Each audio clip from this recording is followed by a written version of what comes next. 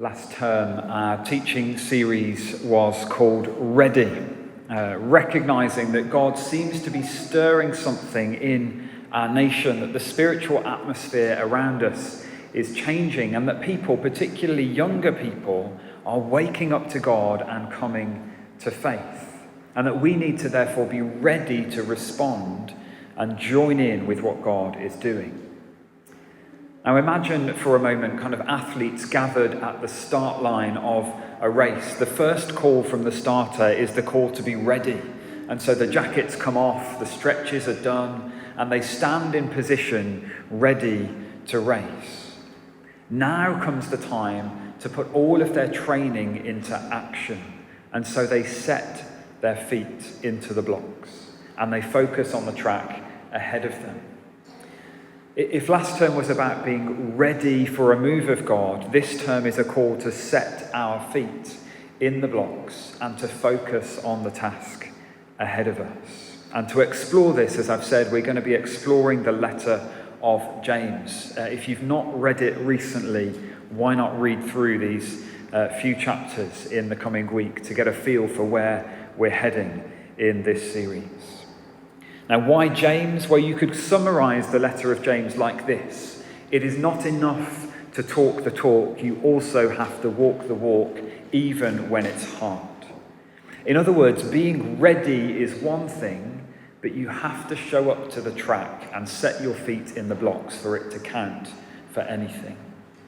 So let's hear the first part of James's letter now. This is James 1, verses 1 to 12, and you might want to keep these open this morning. James, a servant of God and of the Lord Jesus Christ, to the 12 tribes scattered among the nations, greetings. Consider it pure joy, my brothers, whenever you face trials of many kinds, because you know that the testing of your faith develops perseverance.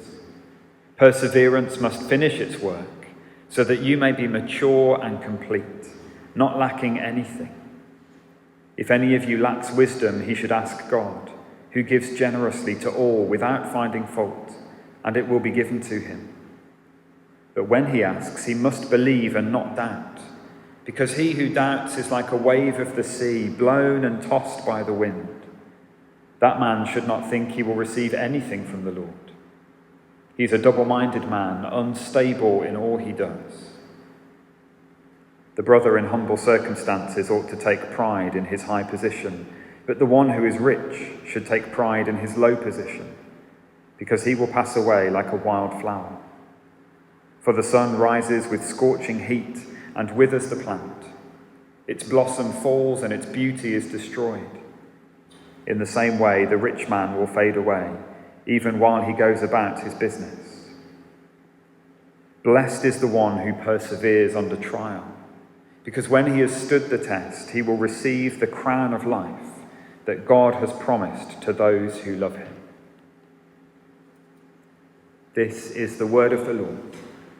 Thanks be to God. So this is a letter written by James, most likely not the Apostle James, but more likely James, the brother of Jesus, who was a leader of the church in Jerusalem. And if we look at verse 1, we see he's writing to the 12 tribes who are scattered among the nations. After Stephen was martyred, the persecution against Christians ramped up to the point where many believers had to flee and were scattered across the Roman world. James is writing to these believers in all the places they find themselves as a concerned leader to encourage them in their faith in difficult times. No wonder then James immediately launches into giving them the truth about trouble. Look at verse 2. Consider it pure joy whenever you face trials of many kinds. And the word to notice here is that word whenever. James didn't say consider it pure joy if you face trials. He said whenever you face them. There are some who teach that if you really have enough faith, then whatever trouble you're having will go away. If you're really following Jesus, then your life will be trouble-free. But that's not what Jesus said. He said, in this world you will have trouble. He said, each day has its share of trouble. And so James here is telling us, expect trouble. Like it or not, trials will come our way. When, not if. And this trouble must be faced. Count it pure joy whenever you face trials.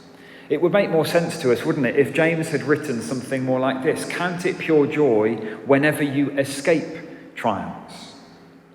But no, we're to count it joy when we face them. You might have heard of the phrase helicopter parents, the ones who sort of hover over their kids to keep them safe at all costs. Well, I learned a new term this week, which is lawnmower parents. These aren't just parents who are hovering, they're kind of mowing down every obstacle they can see coming in their child's path. Hard teacher, parents step in. A missed deadline, parents call the college. Discomfort ahead, flatten it out as best we can. And all of that comes from a really good heart. No one wants to see their kids suffer. But here's the problem. If we remove every obstacle, we also remove every opportunity to grow through adversity. I heard one person put it this way. The problem is their suffering muscle never develops. So we erase boredom with screens. We erase waiting with entertainment. We erase losing by giving everyone a trophy. And by the time these kids hit real adversity, rejection, loneliness, failure, that muscle is too weak to bear the weight. If a child never learns to sit bored at 7, how will they endure trials at 37? If they never practice patience, rejection, or discomfort, how will they cope when life doesn't go their way? And so no wonder that one study found that most college students, they might be academically ready, but they are emotionally completely unprepared. Why? Because loneliness, conflict, boredom had always been mowed down before they ever had to face them. And so sometimes the most loving thing we might do is not to remove the obstacle, but to walk with our kids to grow strong enough through it. And I'm not just talking about our kids. We adults try to avoid discomfort just as much in our own lives. Now, don't hear me wrong. I'm not saying that anyone needs to go looking for suffering or to run headlong into suffering. But there are plenty of times when we need to get better at enduring troubles and not escaping from them. And yet too often, when hard times come, our first thought is to run. When our relationships get hard, we run. When our job situation is uncomfortable, we immediately look for another one. When people in our churches sin against us, to avoid the challenge of working through the conflict, we run to a different church. Now again, hear me well. There are times when leaving a situation is absolutely the right thing to do. No one should ever feel they have to stay in an abusive situation, for example. Let's be clear about that. What I'm talking about here is that default response that people have, that when life gets a little bit ropey or stressful, we just look to escape rather than learn through those experiences. We run to things like alcohol or social media or whatever else. We don't try and endure it to see what God might be up to in the midst of it. And when we try to avoid suffering at all costs, just like we often do with our kids, our own suffering muscle doesn't get developed. And for many of us in this room, we've become so adept at avoiding or evading any kind of discomfort that our suffering muscle is almost non-existent. Now, James does not tell us in his letter how to escape trouble. He's trying to teach us what to do when we encounter it. We are to consider it pure joy. Now, don't misunderstand him. He's not saying that we should enjoy our troubles. He's not suggesting that when we go and visit a friend who's just really in a bad place, that we walk into the room skipping and say, cheer up. James says, put a smile on it. If you do that, sooner or later, you'll know what trouble is. James doesn't say that we're to feel it all joy. He says we are to consider it all joy. And that word translated consider there, it's a financial term. It means we get the calculator out, we add up all the costs and we reckon it. And we calculate it as joy. We total it up, we evaluate it. That's what we do with our troubles. To understand that our trials have value. To reckon that God can use those troubles to grow us. Because the truth behind it is that Satan wants trouble to defeat us, but God can use trials to develop us. So we can evaluate trouble with a joyful heart instead of that default response of running or complaining or bitterness or resentment. I think of the story of Joseph. By the world's reckoning, Joseph had every reason to grow bitter and resentful. You may know the story. His brothers sold him into slavery. He lost his youth. He was separated from his family. He grew up in a strange land. He was sold as a slave to a man, and that man finally showed him some mercy and gave him a better job managing his household. But then his boss's wife falsely accused him of attempted rape, and he was sent to prison. In prison, he interpreted the dream of the cupbearer, who then got out of prison according to Joseph's interpretation, but forgot all about him. And Joseph remained locked up for years. By every stretch, Joseph should have come out of prison consumed with cynicism and bitterness towards people and just angry at God. He'd been surrounded by trouble for years. Yet he emerges from the shadows of prison with grace and faith and, dare I say, joy. Why? Because Joseph had come to believe that God was working through it all. There's that wonderful line when he's talking to his brothers and he says, "You meant it for evil, but God worked it for good." James says to us, consider it pure joy, calculate the costs and evaluate it as pure joy whenever you face trials of many kinds. Why? Because of what those trials might teach us. So verse 3 and 4, because you know that the testing of your faith develops perseverance. Perseverance must finish its work so that you may be mature and complete, not lacking anything. At the moment, I'm doing the Bring Sally Up challenge. I don't know if you've come across it. There's a Moby song called Flower, which repeats the line, bring Sally up, bring Sally down, and so on. And every time you hear the word up, you're kind of doing press-ups through the song. And the goal is to get through the whole song, right? Every time you hear the word up, you push it up. Every time you hear the word down, you go down, and you hold that down position until the next up. And I'll be honest with you, it doesn't feel like I will ever manage the whole song. But I can do a few seconds longer than when I first started. James wants us to know that when our faith is stretched and challenged, the end result is endurance. Our suffering muscle develops, like muscles that are developed through exercise. Faith that faces troubles has staying power. And so instead of trying to escape the trials, develop endurance. And endurance must finish its work to make us mature and complete. That's what we're seeing here, that God's goal for us in trouble, and some of us might feel like we're surrounded by troubles right now. God's goal for us in trouble is not to keep us from pain, but to make us mature and complete, to teach us through our troubles.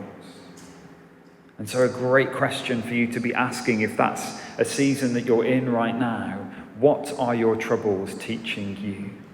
What is God teaching you through your troubles? But James is a realist. He knows that in order for us to consider it joy when we're under pressure, in order for us to be taught by our troubles, we need some help. And the first thing we need help with, verse 5, is wisdom. Sometimes we just don't get it. And so we need to ask God for wisdom. And notice that it's wisdom we're asking for, not knowledge. There's a big difference between knowledge and wisdom. Knowledge is about facts, putting information into your mind. Knowledge is about how we apply, wisdom is about how we apply that knowledge well. And so, the reason for the picture on the screen there, you might have heard this phrase before. Knowledge is knowing that a tomato is a fruit. Wisdom is not putting it in a fruit salad. There's a difference between wisdom and knowledge. But isn't it interesting that we're told to ask God for wisdom? Why not strength? Why not deliverance? Why not healing?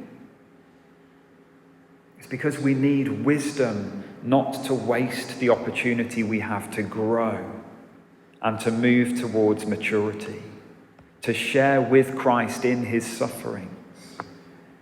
I've been challenged by this week in terms of how I pray for people who are struggling. Now, don't get me wrong, it is absolutely right to pray for God to help those who struggle, those facing troubles, to pray for healing and for strength, for a resolution to whatever it is they've got going on. But I've been challenged to also pray that they might have wisdom not to waste the challenges, that they might move to maturity, that they might become more like Jesus as a result of what they are facing. And then in verse 6, James gives us this warning. But when he asks for wisdom, when he asks, he must believe and not doubt, because he who doubts is like a wave of the sea, blown and tossed by the wind. That man should not think he will receive anything from the Lord.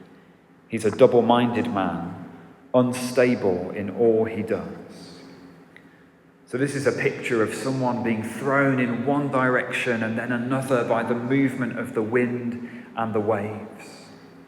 That word double-minded literally means two-souled. Someone who has two lives or two directions. James is talking about someone who is constantly changing their allegiances. So the real issue here isn't whether they believe God will answer their request for wisdom. The real issue deep down is their willingness to act on the wisdom of God and to live in his will. So often our allegiance is constantly shifting around between our own feelings and what the world has to say and God's will. What James is saying here is if we're asking God for wisdom, then we need to trust that God's way is best. And we need to let go of our option to ignore it. We cannot be wise if we want to stay in control, if we want to call the shots. No one will receive wisdom from God until their only option is obedient submission to his will, to act on his wisdom. Until then, James says, that person is unstable in all their ways. Literally not able to settle down, never committing, leaning towards God one day and running back to the world the next, trusting in Jesus one day, but ruled by their feelings the next.